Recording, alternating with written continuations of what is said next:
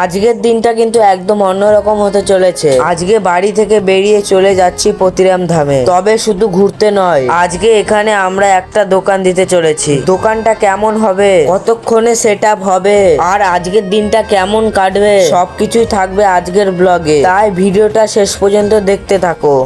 তো এখন টোটোতে সব মাল লোড করা হয়ে গেছে, এখন সেগুলোকে নিয়ে যাব দোকানে। তো টোটো দাদা চালাবে, এই টোটোটা নিয়ে এখন যেতে হবে দোকানে গিয়ে ব্লগটাকে শুরু করছি। তো বন্ধুরা এখন চলে এসেছি সবাই দোকানের সামনে, আর দেখতে পাচ্ছ যে সবাই দোকানটা সাজানো শুরু করে দিয়েছে। প্রথমে দোকানটা সাজিয়ে নিই, তারপরে তোমাদেরকে দেখায় যে দোকানটা কেমন লাগছে দেখতে। এখন দোকানটা ফুল সাজানো হয়ে গেছে, কেমন লাগছে একবার নিশ্চয়ই কমেন্টে বলে যেও। ভেতর থেকে দোকানটা কিছু এরকম লাগছিল। তো দোকানে এখন আছি আমি একাই, আবির গেছে বাড়িতে, কারণ রাত্রে খাওয়া দাওয়ার গুলো নিয়ে এসে গেছে আবির। তো আবির এখন খাবার নিয়ে চলে এসেছে, দেখি যে কি এনেছে। রুটি আর তরকারি এনেছিল, তাই সেটাকে আমি খেয়ে নিলাম। আমাদের দোকানে ছিল অনেক রকম মালা, ব্রেসলেট, আরো অনেক কিছু।